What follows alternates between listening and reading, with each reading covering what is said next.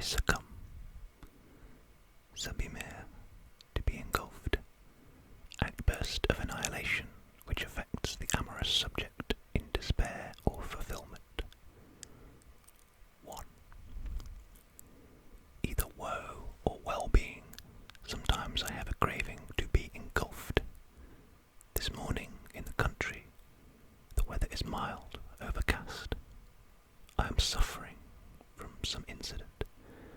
The notion of suicide occurs to me, pure of any resentment, not blackmailing anyone. An insipid notion. It alters nothing, breaks nothing, matches the colour, the silence, the desolation of the morning. Another day in the rain. We're waiting for the boat at the lake. From happiness this time, the same outburst of annihilation sweeps through me. This is how it happens sometimes. Misery or joy engulfs me, without any particular tumult ensuing, nor any pathos. I am dissolved, not dismembered. I fall, I flow, I melt. Such thoughts, grazed, touched, tested, the way you test the water with your foot, can recur. Nothing solemn about them. This is exactly what gentleness is.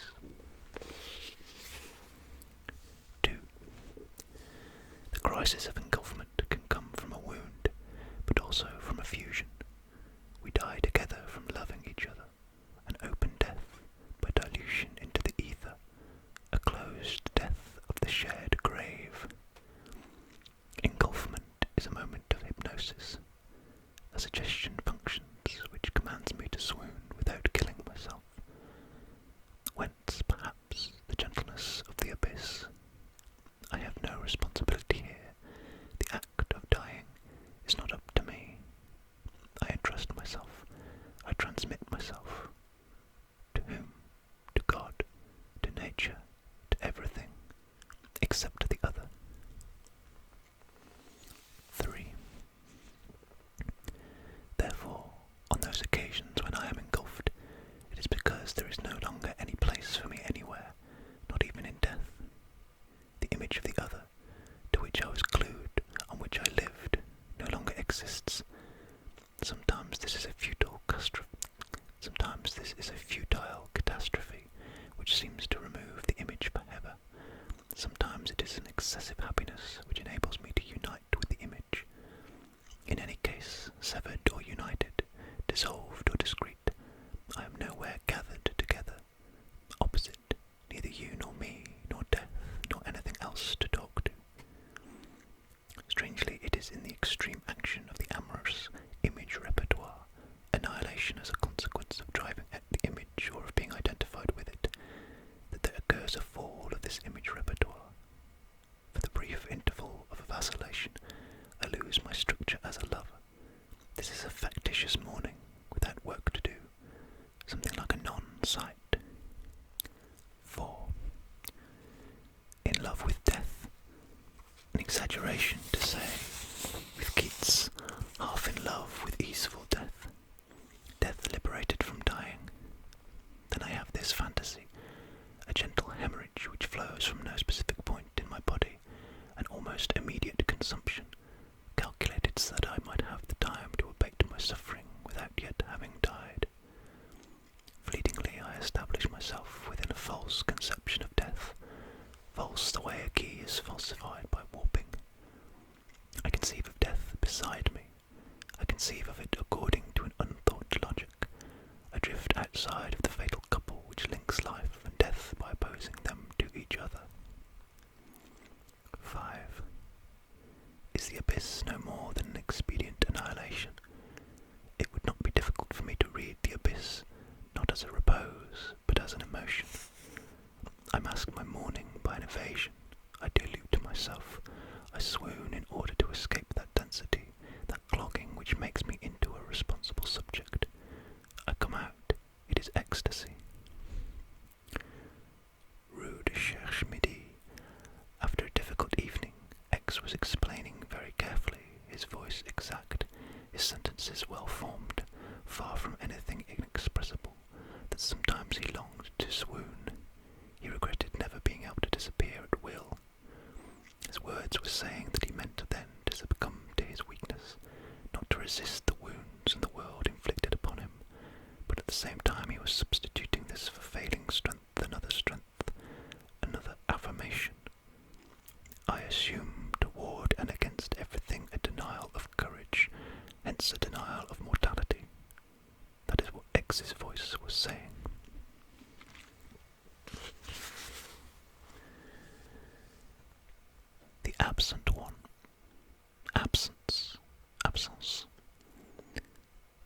episode of language which stages the absence of the loved object, whatever its cause and its duration, and which tends to transform this absence into an ordeal of abandonment. 1. Many later songs and melodies about the beloved absence, and yet this classic figure is not to be found in Werther. The reason is simple. Here the loved object, Charlotte, does not move.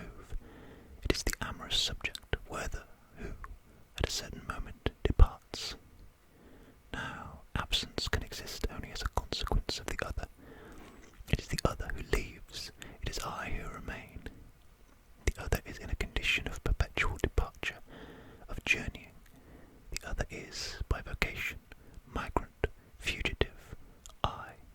I who love, by converse vocation, am sedentary, motionless, at hand, in expectation, nailed to the spot, in suspense, like a package in some forgotten corner of a railway station.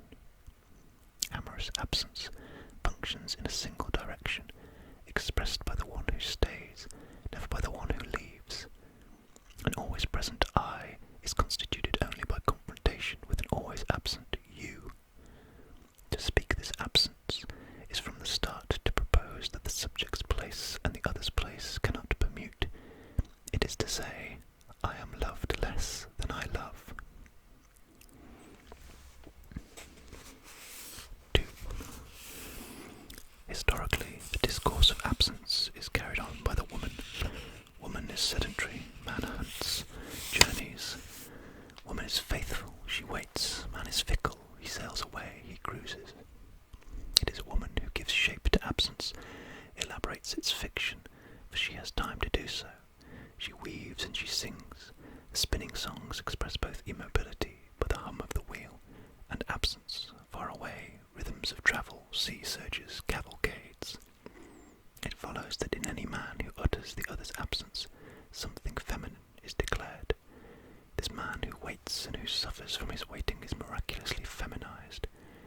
A man is not feminized because he is inverted, but because he is in love. Myth and utopia, the origins have belonged, the future will belong to the subjects in whom there is something feminine. 3. Sometimes I have no difficulty enduring absence. Then I am normal. I fall in with the way everyone endures the departure of a beloved person. I diligently obey the training by which I was very early accustomed to be separated from my mother, which nonetheless remained at its source a matter of suffering, not to say hysteria. I behave as a well-weaned subject. I can feed myself, meanwhile, on other things beside the maternal breast. This endured absence is nothing more or less than forgetfulness. I am intermittently unfaithful. This is the condition of my survival, for if I did not forget, I should die. The lover who doesn't forget sometimes dies of excess, exhaustion, and tension of memory, like Werther. As a child, I didn't forget. Interminable days, abandoned days, when the mother was working far away, I would go evenings to wait for her at the U bus stop. Sèvres Babylone. The buses would pass one after the other. She wasn't in any of them. 4.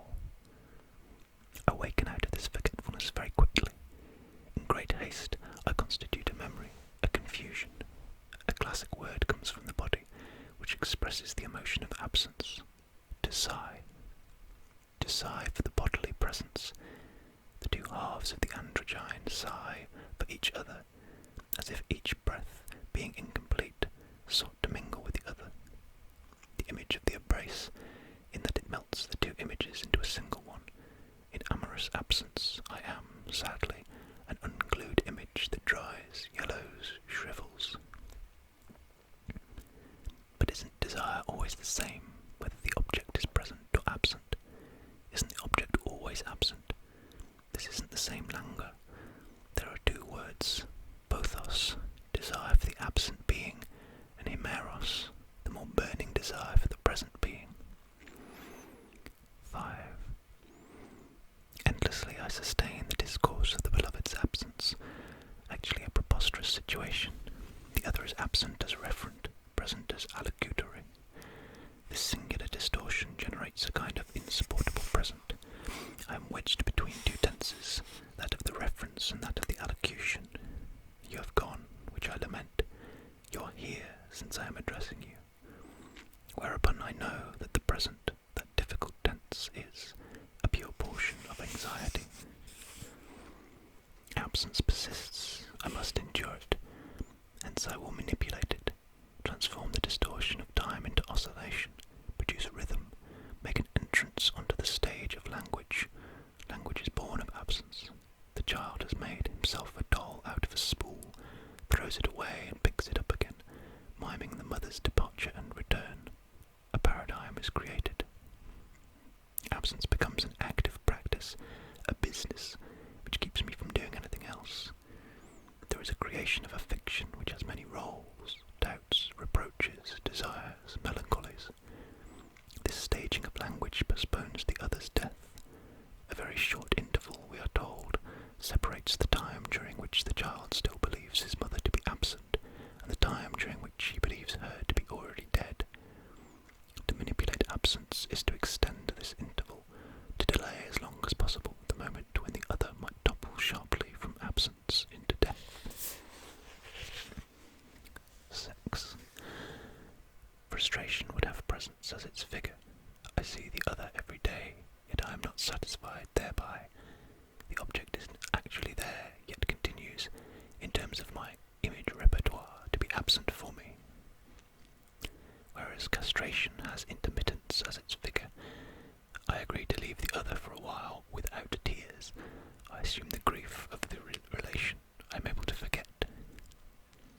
Absence is the figure of privation. Simultaneously I desire and I need. Desire is squashed against need. That is the obsessive phenomenon of all amorous sentiment.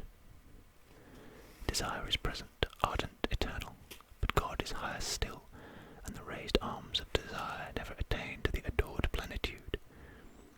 The discourse of absence is a text with two ideograms. There are the raised arms of desire, and there are the wide open arms of need. I vacillate between the phallic image of the raised arms and the babyish image of the wide open arms. 7. I take a seat alone in a cafe. People come over and speak to me.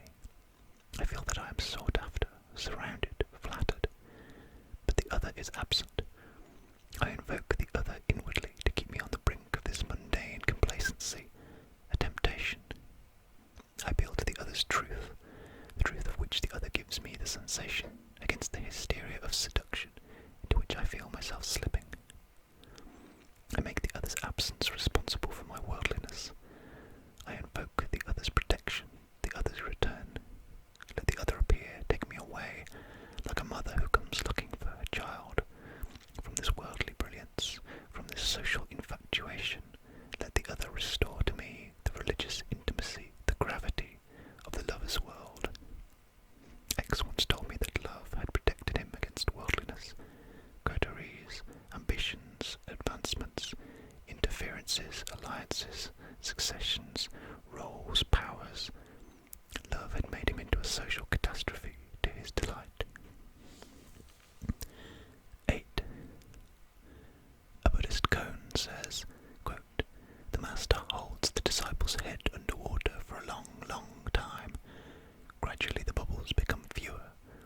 At the last moment, the master pulls the disciple out and revives him. When you have craved truth as you crave air, then you will know what truth is." End quote. The absence of the other holds my head under water. Gradually I drown. My air supply gives out. It is by this asphyxia that I reconstitute my truth, and that I prepare what in love is intractable.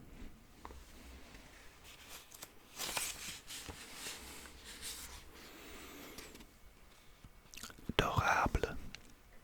Adorable. Not managing to name the specialty of his desire for the loved being, the amorous subject falls back on this rather stupid word, adorable. 1. One lovely September day,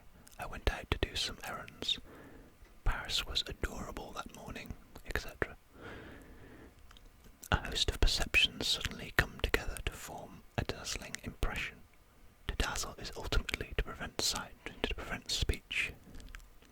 The weather, the season, the light, the boulevard, the Parisians out walking, shopping, all held within what already has its vocation as memory. A scene, in short, the hieroglyph of kindliness, as Greuze might have painted it. The good humour of desire.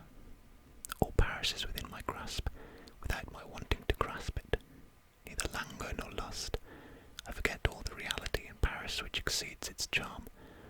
History, labour, money, merchandise, all the harshness of big cities. Here I see only the object of an aesthetically restrained desire. From the top of Père Lachaise, Rastignac hurled his challenge to the city. Between the two of us now, I say to Paris, adorable. After an impression of the night before, I wake up softened by a happy thought. X was adorable last night. This is the memory of what? Of what the Greeks called charis, the sparkle of the eyes, the body's luminous beauty, the radiance of the desirable being. And I may even add, just as in the ancient charis, the notion, the hope, that the loved object will bestow itself upon my desire. 2.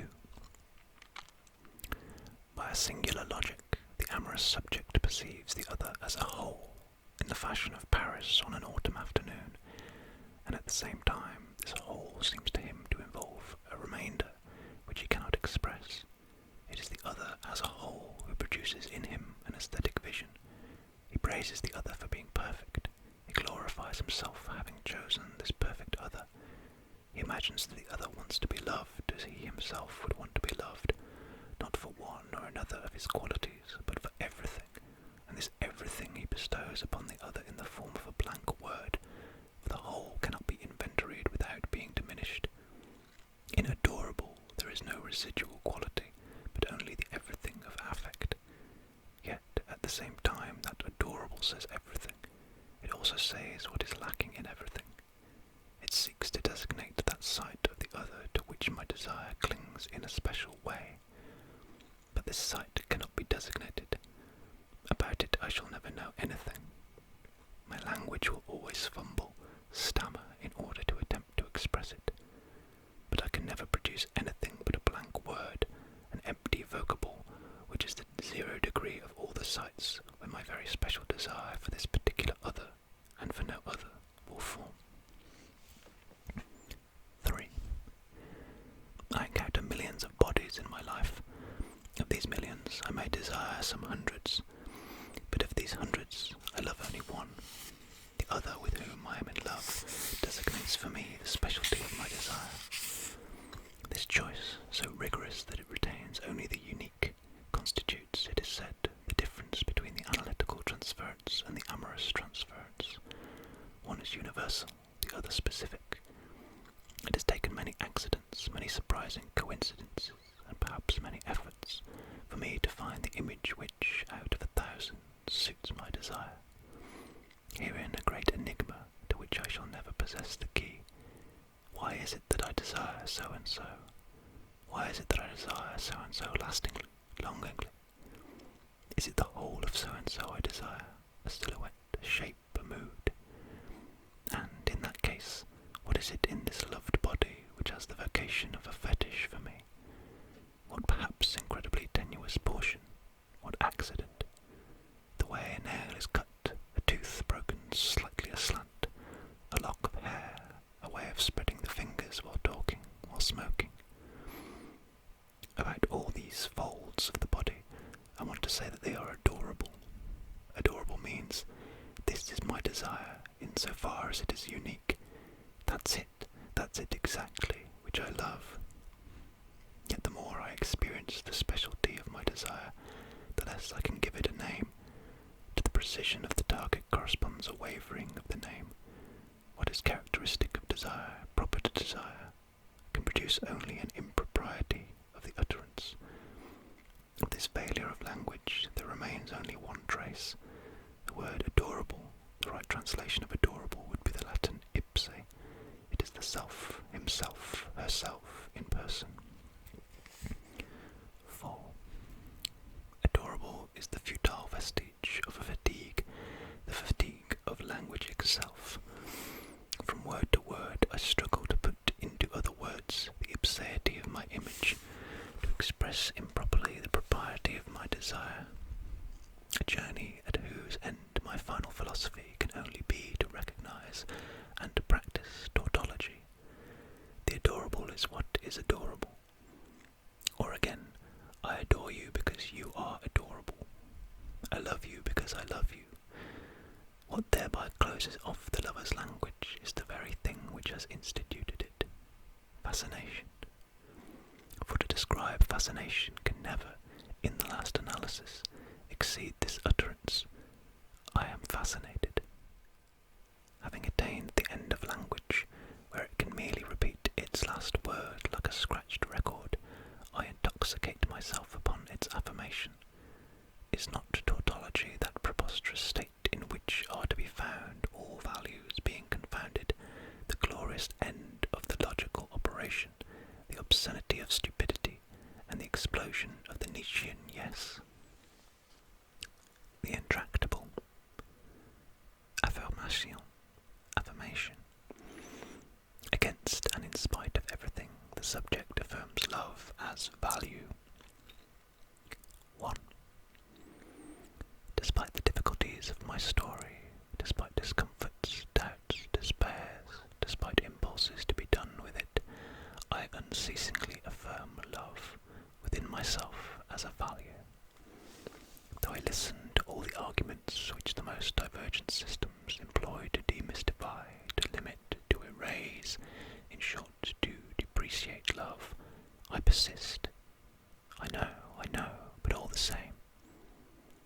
I refer the devaluations of love to a kind of obscurantist ethic, to a let's pretend realism, against which I erect the realism of value. I counter whatever doesn't work in love with the affirmation of what is worthwhile. This stubbornness is love's protest, for all the wealth of good reasons for loving differently, loving better, loving without being in love, etc. A stubborn voice is raised which lasts a little longer, the voice of the intractable lover. The world subjects every enterprise to an alternative, that of success or failure, of victory or defeat. I protest by another logic. I am simultaneously and contradictorily happy and wretched. To succeed or to fail have for me only contingent, provisional meanings, which doesn't keep my sufferings and my desires from being violent. What inspires me, secretly and stubbornly, is not a tactic. I accept and I affirm, beyond truth and falsehood, beyond success and failure. I have withdrawn from all finality. I live according to chance, as is evidenced by the fact that the figures of my discourse occur to me like so many dice casts. Flouted in my enterprise, as it happens, I emerge from it neither victor nor vanquished. I am tragic. Someone tells me this kind of love is not viable, but how can you evaluate viability? Why is the viable a good thing? Why is it better to last than to burn? 2.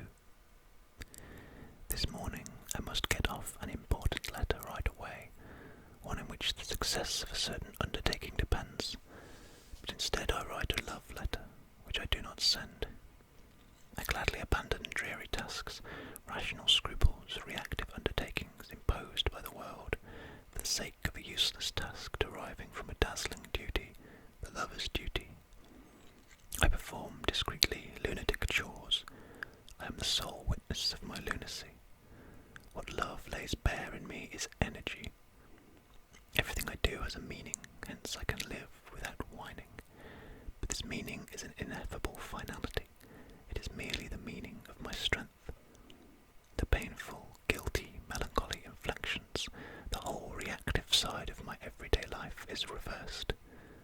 Werther praises his own tension, which he affirms in contrast to Albert's platitudes. Born of literature, able to speak only with the help of its worn codes, yet I am alone with my strength, doomed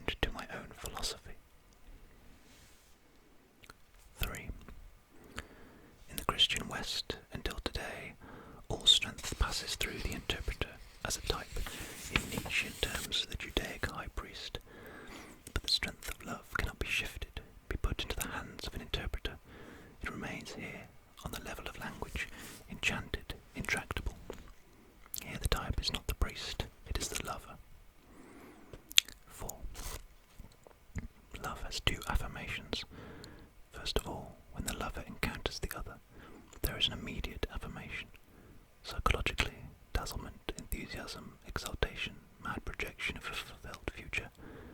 I am devoured by desire, the impulse to be happy. I say yes to everything, blinding myself. There follows a long tunnel. My first yes is riddled by doubts. Love's value is ceaselessly threatened by depreciation. This is the moment of melancholy passion, the rising of resentment and of oblation. Yet I can emerge from this tunnel. I can surmount without liquidating what I have affirmed a first time.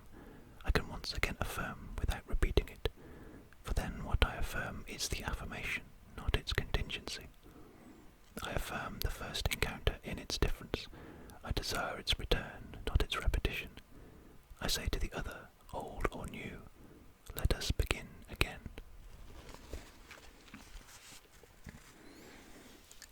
The tip of the nose. Alteration, alteration. Abrupt production within the amorous field of a counter-image of the loved object.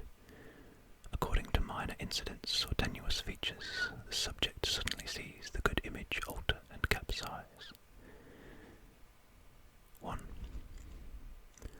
Ruysbroek has been buried for 5 years. He is exhumed. His body is intact and pure. Of course, otherwise there would be no story. But there was only the tip of the nose which bore a faint but certain trace of corruption. In the other's perfect and embalmed figure, for that is the degree to which it fascinates me, I perceive suddenly a speck of corruption.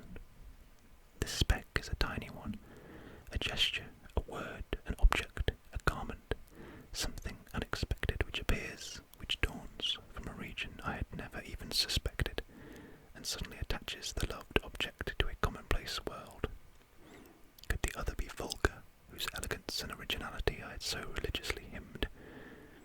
Here is a gesture by which is revealed a being of another race. I am flabbergasted. I hear a counter-rhythm, something like a syncope in the lovely phrase of the loved being, the noise of a rip in the smooth envelope of the image, like the Jesuit Kircher's hen, released from hypnosis by a light tap. I am temporarily defascinated, not without pain.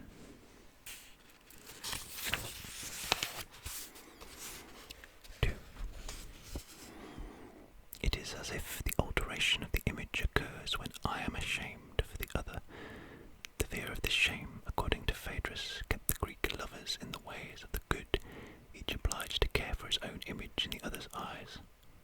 Now shame comes from subjection, the other because of a trivial incident which only my perspicacity or my madness apprehend, suddenly appears, is revealed, is exposed, in the photographic sense of the term, as subjected to an instance which is itself of a servile order.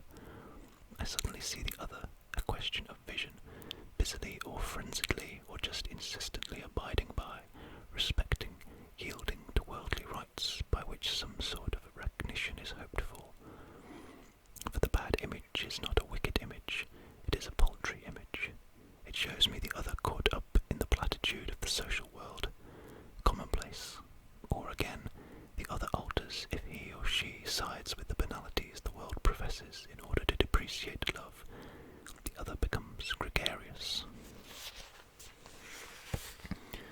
3. Once, speaking to me of ourselves, the other said, a relation of quality. This phrase was repugnant to me. It came suddenly from outside, flattening the specialty of the rapport by a conformist formula. Quite frequently, it is by language that the other is altered. The other speaks a different word, and I hear rumbling menacingly a whole other world, which is the world of the other. When Albertine drops the trivial phrase, "Get her pot broken," the Proustian narrator is horrified, for it is the dreaded ghetto of female homosexuality, of crude cruising, which is suddenly revealed thereby, a whole scene through the keyhole of language. The word is of a tenuous chemical substance which performs the most violent alterations. The other, long maintained in the cocoon of my own discourse, suggests by a word escaping unchecked from his or her lips the languages which can be borrowed and which consequently others have lent. 4.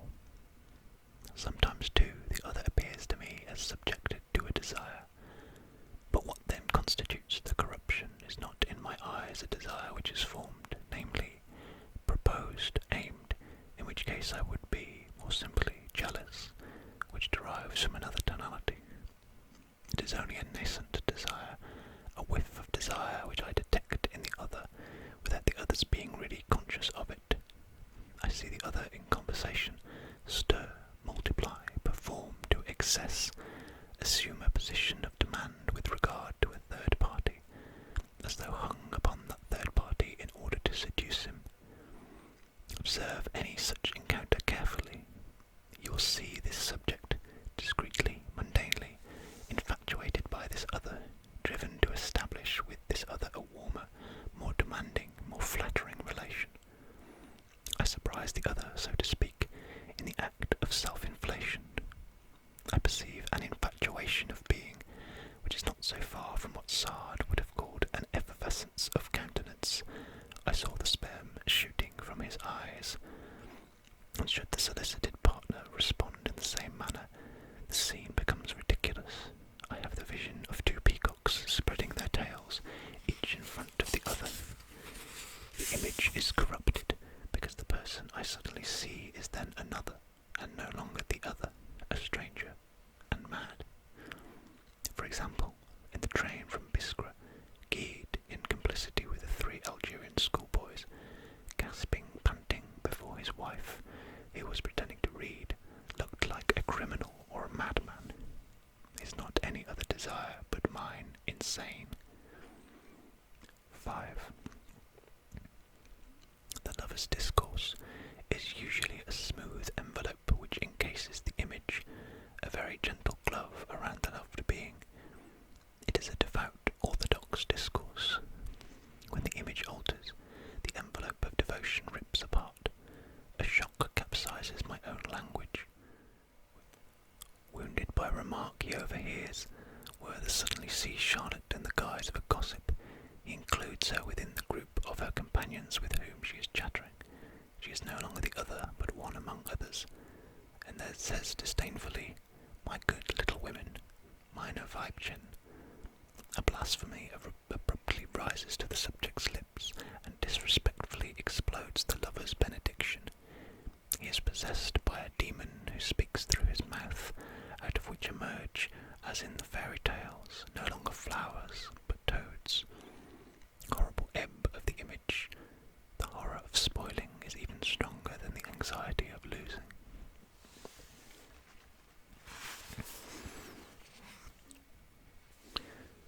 Agony, angoisse, anxiety. The amorous subject, according to one contingency or another, feels swept away by the fear of a danger, an injury, an abandonment, a revulsion, a sentiment he expresses under the name of anxiety. 1. Tonight I came back to the hotel alone. The other has decided to return later on. The anxieties are already here, like the poison already prepared. Jealousy, abandonment, restlessness. They merely wait for a little time to pass in order to be able to declare themselves with some propriety. I pick up a book and take a sleeping pill, calmly. The silence of this huge hotel is echoing, indifferent, idiotic, faint murmur of draining bathtubs. The furniture and the lamps are stupid, nothing friendly that might warm. I'm cold, let's go back to Paris. Anxiety mounts. I observe its progress like Socrates chatting as I am reading, and feeling the cold of the hemlock rising in his body. I hear it identify itself moving up like an inexorable figure against the background of the things that are here. And if, so that something might happen, I were to make a vow. 2. The psychotic lives in the terror of breakdown, against which the various psychoses are merely defences. But the clinical fear of breakdown is the fear of a breakdown which has already been experienced, primitive agony. And there are moments when a patient needs to be told that the breakdown, fear of which is wrecking his life, has already occurred. Similarly, it seems for the lover's anxiety, it is the fear of a mourning which has already occurred at the very origin of love, from the moment when I was first ravished. Someone would have to be able to tell me,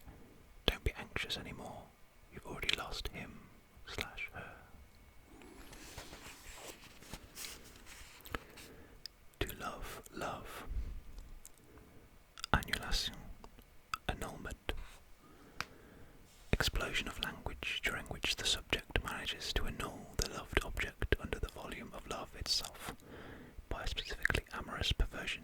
It is love the subject loves, not the object. 1. Charlotte is quite insipid. She is the paltry character of a powerful, tormented, flamboyant drama staged by the subject Werther. By a kindly decision of this subject, a colourless object is placed in the centre of the stage and there adored, idolised, taken to task, covered with discourse, with prayers, and perhaps surreptitiously with invectives, as if she were a huge motionless hen huddled amid her feathers, around which circles a slightly mad cock. Enough that, in a flash, I should see the other in the guise of an inert object, like a kind of stuffed doll, for me to shift my desire from this annulled object to my desire itself. It is my desire I desire, and the loved being is no more than its tool. I rejoice at the thought of such a great cause, which leaves far behind it the person who I have made into its pretext. At least this is what I tell myself, happy to raise myself by lowering the other. I sacrifice the image to the image repertoire, and if a day comes when I must bring myself to renounce the other, the violent mourning which then grips me is the mourning of the image repertoire itself. It was a beloved structure, and I weep for the loss of love, not of him or her. I want to go back there, like the imprisoned child of Poitiers who wanted to get back to her big cave, Malempia. 2. Here then the other is annulled by love. I derive a certain advantage from this annulment. Should an accidental injury threaten me, a notion of jealousy, for example, I reabsorb it into the magnificence and the abstraction of amorous sentiment. I soothe myself by desiring what, being absent, can no longer harm me. Yet immediately thereafter I suffer at seeing the other, whom I love, thus diminished, reduced, and somehow excluded from the sentiment which he or she has provoked. I feel myself to be guilty, and I blame myself for abandoning the other. A turnabout occurs. I seek to disannul it. I force myself to suffer once again. To be ascetic. Ascesis. Whether he feels guilty with regard to the loved being, or whether he seeks to impress that being by representing his unhappiness, the amorous subject outlines an ascetic behaviour of self-punishment in lifestyle, dress, etc. 1. Since I am guilty of this, of that, I assign myself 1,000 reasons for being so. I shall punish myself, I shall chasten my body, cut my hair very short, conceal my eyes behind dark glasses, a way of taking the veil, devote myself to the study of some serious and abstract branch of learning. I shall get up early and work while it is still dark outside, like a monk. I shall be very patient, a little sad, in a word, worthy, as suits a man of resentment. I shall, hysterically, signify my mourning, the mourning which I assign myself, in my dress, my haircut, the regularity of my habits. This will be a gentle retreat, just that slight degree of retreat necessary to the proper functioning of a discreet pathos. 2. Ascesis, the impulse towards ascesis, is addressed to the other. Turn back, look at me, see what you have made of me. It is a blackmail. I raise before the other the figure of my own disappearance, as it will surely occur if the other does not yield. To what? Atopos.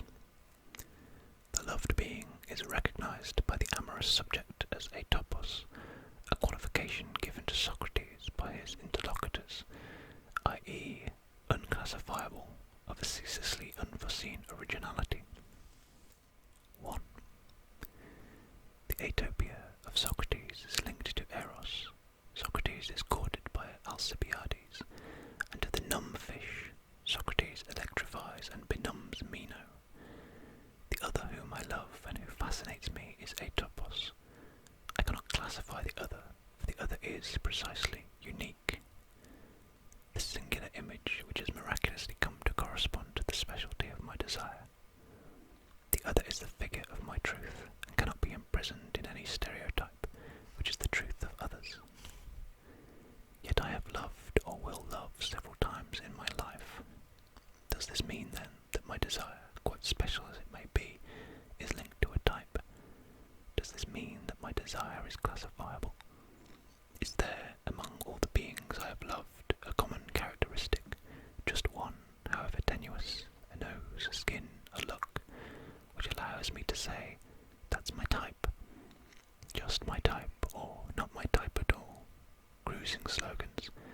Then is the lover merely a choosy-eared cruiser who spends his life looking for his type?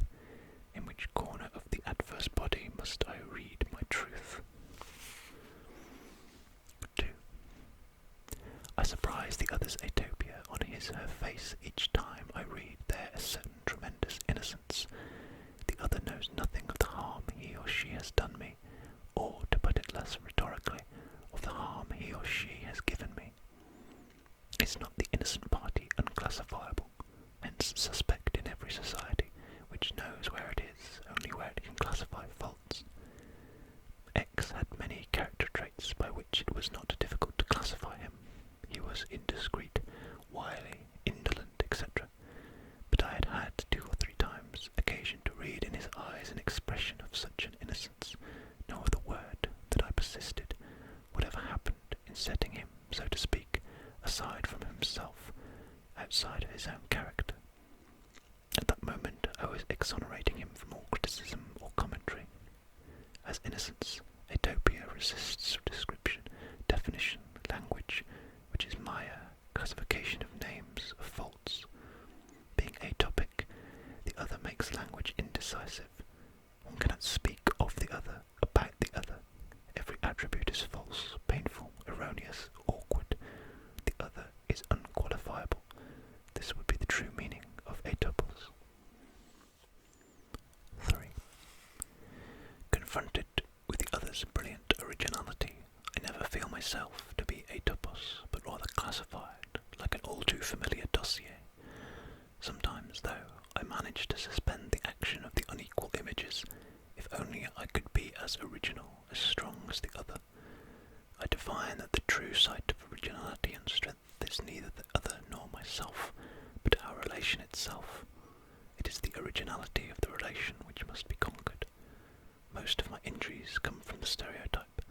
I am obliged to make myself a lover, like everyone else, to be jealous, neglected, frustrated, like everyone else. But when the relation is original, then the stereotype is shaken, transcended, evacuated, and jealousy, for instance, has no more room in this relation without a sight, without topos, without what in French we call, colloquially, topo, without discourse.